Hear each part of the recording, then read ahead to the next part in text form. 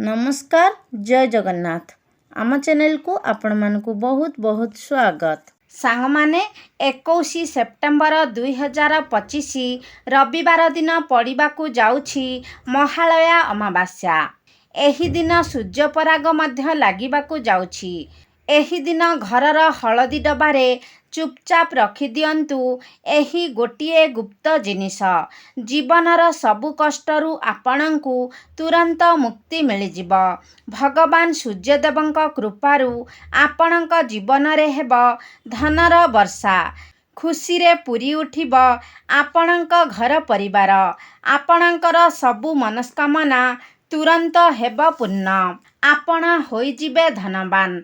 सांग माने ए वर्ष 21 सेप्टेम्बर दिन पड़िबाकु जाउथिबा सूर्यपराग एवं आपणंकु एही दिन मिलिबाकु जाउछि एक सुवर्ण सुजोग। 21 सेप्टेम्बर रविवार वर्षर अंतिम किंबा शेष बलायकार सूर्यपराग लागिबाकु जाउछि। एही दिन मोट 28 प्रकारर शुभ संजोग बनिबाकु जाउछि तथा महालक्ष्मी जोग, धन जोग, नक्षत्र जोग, सूर्य जोग भली 28 प्रकारर शुभ संजोगर निर्माण हेबाकु जाउछि। हिंदू पांजी अनुसारे एहीपरि एक सूर्यपराग दीर्घ 400 वर्ष परे पड़िबाकु जाउछि। एहा एक बलायकार सूर्यपराग अटे। अर्थात सूर्यपराग समयरे सूर्यंक किरण ह्रास पाइब।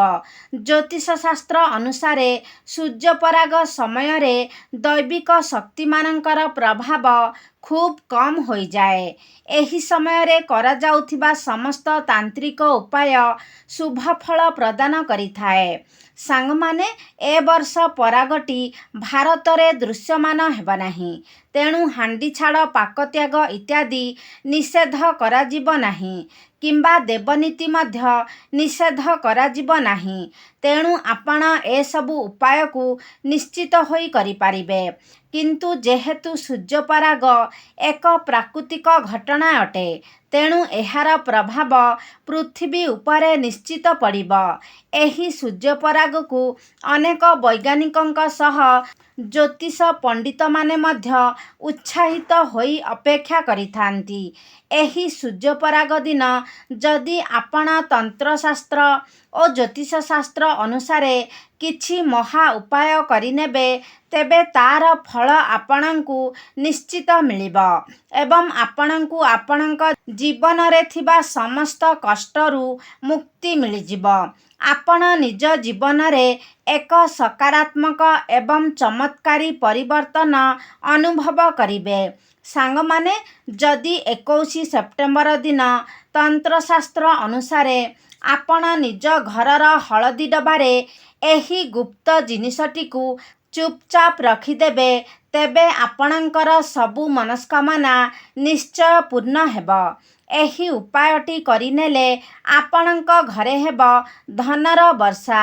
जीवनर सबु कष्टरू आपणंकु मुक्ति मिलिजिब। आपणंकु निज मनपसंदर चाकिरी मिलिजिब किंबा बंद पड़िथिबा व्यापार पुणी थरे चालू होइजिब। आपणंक जीवन रे धन आगमनर नुआ नुआ मार्ग सबु खोलिजिब। आपणंक जीवन रे जेउ धन आसीब सेथिरे वृद्धि हेब। आपणंक घरर उन्नति हेब एवं आगकु आसुथिबा समय आपणंक पाई मंगलमय प्रमाणित हेब।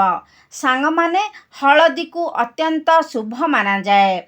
आम सनातन धर्म रे हलदी को माता लक्ष्मींकर प्रतीक बोली कहा जाए।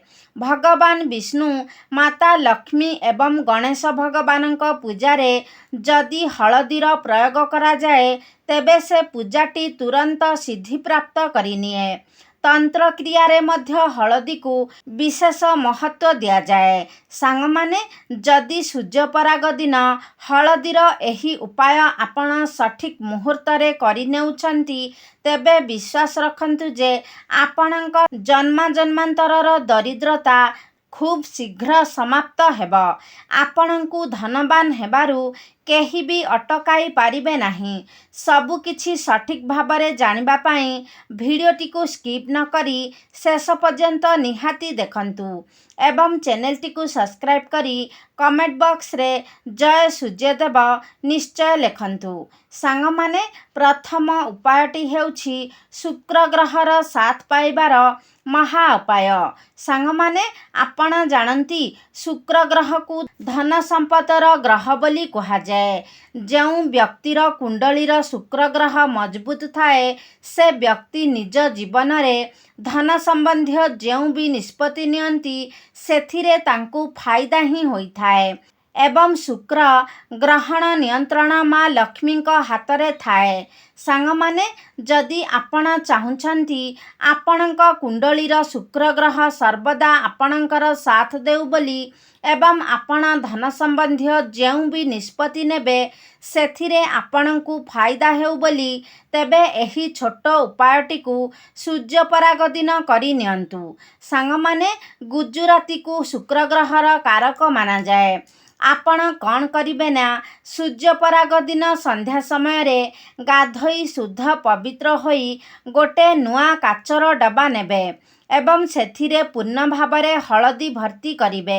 ଏହାପରେ 2ଟି ଗୁଜୁରାତି ନେଇ ନିଜ ପୂଜା ଘରକୁ ଯିବେ ଏବଂ 2ଟି ଗୁଜୁରାତିକୁ ନିଜ ହାତରେ ଧରି ମାତା ଲକ୍ଷ୍ମୀଙ୍କ ବୀଜମନ୍ତ୍ରକୁ 11 ଥର ଜପ କରିବେ। କାରଣ 11 ସଂଖ୍ୟାଟି ମାତା ଲକ୍ଷ୍ମୀଙ୍କୁ ଅତ୍ୟନ୍ତ ପ୍ରିୟ ହୋଇଥାଏ। ମାତା ଲକ୍ଷ୍ମୀଙ୍କ ବୀଜମନ୍ତ୍ର ହେଉଛି ଓମ୍ ମହାଲକ୍ଷ୍ମୀ ନମଃ। ବର୍ତ୍ତମାନ ସେ ହାତରେ ଧରିଥିବା ଗୁଜୁରାତିକୁ ସେ ହଳଦୀ ଡବାରେ ରଖିଦେବେ।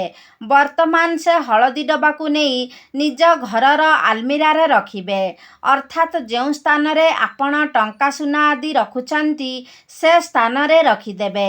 କେବଳ ଏତିକି ଉପାୟ ଏହି ସୂର୍ଯ୍ୟପରାଗ ଦିନ ଆପଣ କରିନେଲେ ଆପଣଙ୍କର ସବୁ ମନସ୍କାମନା ନିଶ୍ଚୟ ପୂର୍ଣ୍ଣ ହେବ ଏବଂ ଧନ ସମ୍ବନ୍ଧୀୟ ସବୁ ଅସୁବିଧା ଆପଣଙ୍କର ଦୂରେଇ ଯିବ।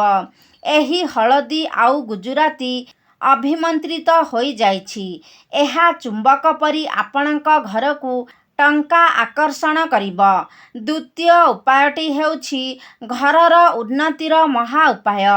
ସାଙ୍ଗମାନେ, ଯଦି ଆପଣ ଘରର ଆପଣଙ୍କ ପରିବାରର ସଦସ୍ୟମାନଙ୍କର ଉନ୍ନତି ହେଉ ବୋଲି ଚାହୁଁଛନ୍ତି ତେବେ ଆପଣ କ'ଣ କରିବେ ନା, ସୂର୍ଯ୍ୟପରାଗ ଅର୍ଥାତ୍ 21 ସେପ୍ଟେମ୍ବର ରବିବାର ରାତିରେ ମାନେ ସନ୍ଧ୍ୟା ସମୟରେ ଗାଧୋଇ ଶୁଦ୍ଧ ପବିତ୍ର ହୋଇ ଗୋଟେ ପାତ୍ରରେ ହଳଦୀର ଲେପ ନେବେ ଏବଂ ସେ ହଳଦୀର ଲେପ ନେଇ ଘରର ମୁଖ୍ୟ ଦ୍ୱାରରେ 5ଟି ସ୍ୱସ୍ତିକ ଚିହ୍ନ ବନାଇବେ।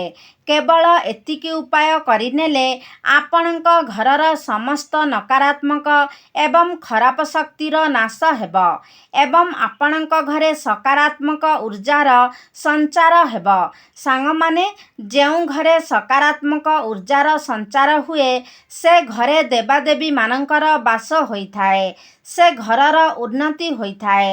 ସେ ଘରର ପ୍ରତ୍ୟେକ ସଦସ୍ୟଙ୍କୁ ନିଜ କାର୍ଯ୍ୟରେ ସଫଳତା ମିଳେ। ଏହି ଉପାୟଟିକୁ ଏହି ସୂର୍ଯ୍ୟପରାଗ ଦିନ କରିନେଲେ ଏହାର ଶୁଭ ଫଳ ଆପଣଙ୍କୁ ନିଶ୍ଚିତ ମିଳିବ। ତୃତୀୟ ଉପାୟଟି ହେଉଛି ଭାଗ୍ୟର ସାଥ ପାଇବାର ମହା ଉପାୟ। ସାଙ୍ଗମାନେ, ଜଣେ ବ୍ୟକ୍ତିର କୁଣ୍ଡଳୀର ନବଗ୍ରହଙ୍କ ନିୟନ୍ତ୍ରଣ ଭଗବାନ ବିଷ୍ଣୁଙ୍କ ହାତରେ ଥାଏ। ଯଦି ଆପଣ ଚାହୁଁଛନ୍ତି ସର୍ବଦା ଆପଣଙ୍କ ଭାଗ୍ୟ ଆପଣଙ୍କ ସାଥ ଦେଉ ବୋଲି, ଯେଉଁ ବି କାର୍ଯ୍ୟ ଆପଣ ଆରମ୍ଭ କରୁଛନ୍ତି ସେଥିରେ ଆପଣଙ୍କୁ ସଫଳତା ମିଳୁ ବୋଲି, ଆପଣଙ୍କ ନବଗ୍ରହ ଆପଣଙ୍କ ସାଥ ଦିଅନ୍ତୁ ବୋଲି ଯଦି ଆପଣ ଏସବୁ ଚାହୁଁଛନ୍ତି ତେବେ ଏହି ସୂର୍ଯ୍ୟପରାଗ ଦିନ ସନ୍ଧ୍ୟା ସମୟରେ ଗୋଟେ ହଳଦୀ ଡବା ନିଅନ୍ତୁ ଏବଂ 2ଟି ଲବଙ୍ଗ ନିଅନ୍ତୁ। ଲବଙ୍ଗରେ ଭଗବାନ ବିଷ୍ଣୁଙ୍କର ଦିବ୍ୟ ଶକ୍ତିର ବାସ ହୋଇଥାଏ। 2ଟି ଲବଙ୍ଗକୁ ହାତରେ ଧରି ଭଗବାନ ବିଷ୍ଣୁଙ୍କ ବୀଜମନ୍ତ୍ରକୁ 11 ଥର ଜପ କରନ୍ତୁ। ଭଗବାନ ବିଷ୍ଣୁଙ୍କର ବୀଜମନ୍ତ୍ର ହେଉଛି ଓମ୍ ନମଃ ଭଗବତେ ବାସୁଦେବାୟ ନମଃ। ବର୍ତ୍ତମାନ ସେ 2ଟି ଲବଙ୍ଗକୁ ହଳଦୀ ଡବାରେ ରଖି ସେ ହଳଦୀ ଡବାକୁ ନିଜ ରୁମ୍ରେ ରଖିଦେବେ। ଏହି ଉପାୟ ଆପଣ ସୂର୍ଯ୍ୟପରାଗ ଦିନ କରିନେଲେ ସେ ହଳଦୀ ଓ ଲବଙ୍ଗ ଅଭିମନ୍ତ୍ରିତ ହୋଇଯିବ ଏବଂ ଏହା ସାକ୍ଷାତ୍ ଭଗବାନ ବିଷ୍ଣୁଙ୍କ ଆଶୀର୍ବାଦ ଭଳି ଆପଣଙ୍କ ଜୀବନରେ କାମ କରିବ। ଆପଣଙ୍କ ଭାଗ୍ୟ ସର୍ବଦା ଆପଣଙ୍କ ସାଥ ଦେବ। ତେବେ ସାଙ୍ଗମାନେ, ଆଶା କରୁଛି ଆଜିର ଭିଡ଼ିଓଟି ଆପଣମାନଙ୍କୁ ନିଶ୍ଚିତ ଭାବରେ ଭଲ ଲାଗିଥିବ। ଯଦି ଭଲ ଲାଗିଛି ତାହେଲେ ଲାଇକ୍ କରନ୍ତୁ, ସେୟାର କରନ୍ତୁ। ଆମ ଚ୍ୟାନେଲକୁ ଯଦି ସବସ୍କ୍ରାଇବ୍ କରିନାହାନ୍ତି ତାହେଲେ ସବସ୍କ୍ରାଇବ୍ କରିଦିଅନ୍ତୁ ଏବଂ କମେଣ୍ଟ ବକ୍ସରେ ଜୟ ମା ଲକ୍ଷ୍ମୀ ନିଶ୍ଚୟ ଲେଖନ୍ତୁ।